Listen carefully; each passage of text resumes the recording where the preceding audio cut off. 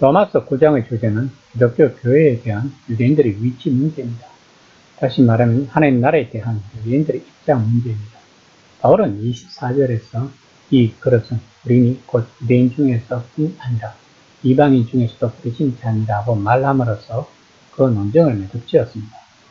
바울의 논쟁의 요점은 구원은 언제나 하나님 자신의 행동의 즉각적인 결과임을 보여주는 것이었습니다. 즉, 사람은 자신을 구원하지 못한다는 것입니다. 자신의 구원을 결정할 권한이 없다는 것입니다. 그것은 전적으로 하나님께 속한 것이라고 바울은 논증하고 있는 것입니다. 내가 국률이 여길 때를 국률이 여기고 불쌍히 여길 때를 불쌍히 여기기라고 하나님은 말씀하셨습니다. 또한 바울은 하나님께서 이스라엘 중에서뿐만 아니라 이방인 중에서 동등하게 택하셨음을 입증해 왔습니다.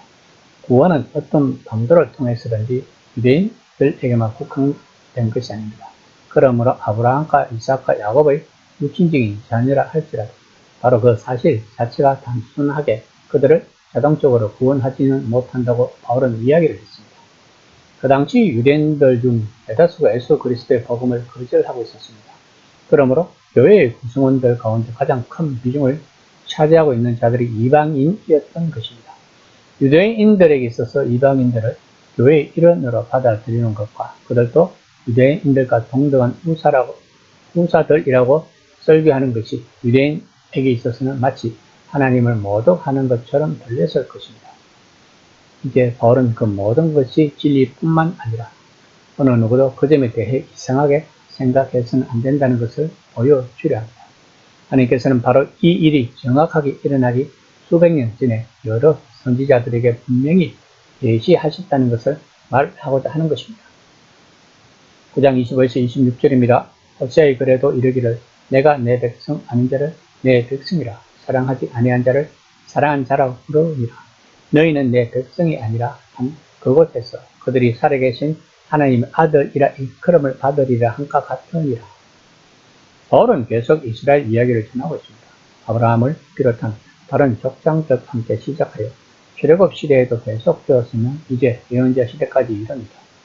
바울이 여기서 시 형식으로 주장하는 요점은 하나님은 예언자들을 통하여 이스라엘을 구원을 받게 하시려고 그 심판을 통과하게 하실 거라고 약속했다는 것입니다. 바울은 하나님의 약속은 진실하셨다는 것을 강조했습니다. 바울이 말하고자 하는 것은 하나님은 예언자를 통해 줄곧 말씀해 오셨지만 이스라엘이 듣지 않았다는 것입니다. 바울은 이방인 가운데서도 부르심을 받아 하나님의 백성이 된 것을 호세아 2장 23절, 1장 10절의 말씀을 인용하여 입증하고자 합니다.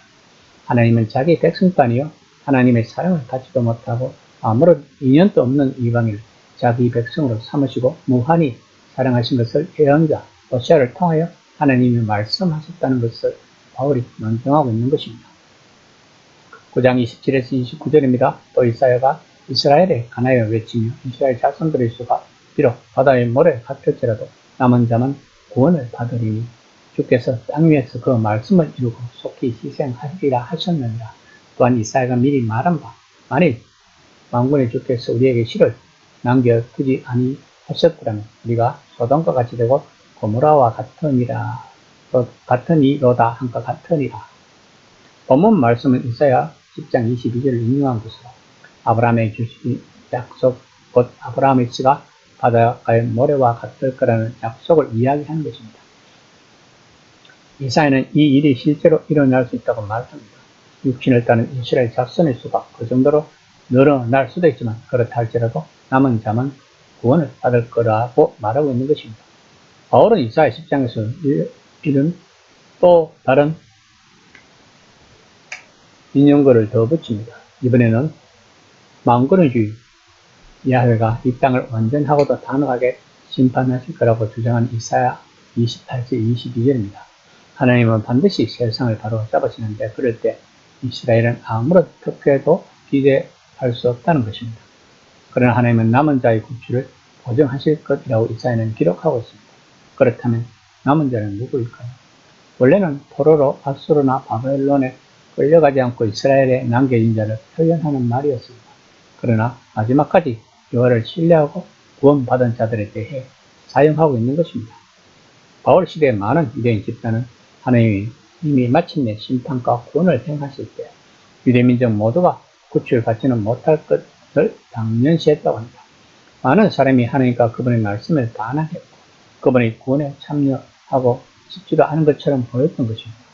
독실한 유대인들은 이를 지켜보면서 이러한 약속들을 생각하여 하나님이 자신의 백성을 아주 과감하게 잘라내시면서 이스라엘을 축소시킬 거라고 선언했던 것입니다. 사회 4번에서는 심판을 면할 자들은 소수라고 생각했음을 볼 수 있습니다. 그러나 바울은 이 소수를 심판을 통과하여 다른 쪽으로 인도될 사람들로 이해했던 것입니다. 29절에서도 이사야 1장 9절을 인용한 것으로 사실상 이스라엘 역사는 하나님에 대한 반역과 배신, 불신의 역사였지만 하나님의 긍휼과 자비가 없었더라 그들은 소돔과 고모라처럼 되었을 거라고 바울은 말하고 있는 것입니다. 그렇지만 그 가운데서도 비록 적기는 했지만 여호와를 진실하게 믿는 자들이 있었고 그들로 인해 이스라엘 역사가 계속 이어질 수 있었다고 바울은 논증하고 있는 것입니다. 바울은 구약의 예언서를 인용하면서 이방인들도 하나님의 선택한 백성임을 이야기하고 있습니다. 지금 로마의 그리스도인들은 본인이 이사야가 말하는 남은 자들이라는 바울의 말에 얼마나 감격을 했을까요? 이처럼 기독교가 2000년을 이어온 것도 남은 자들 때문일 것입니다. 이 남은 자가 있는 한 기독교는 영원할 것입니다. 이 시간에 한번 생각해 봅시다. 나는 과연 남은 자에 속한 것인가요?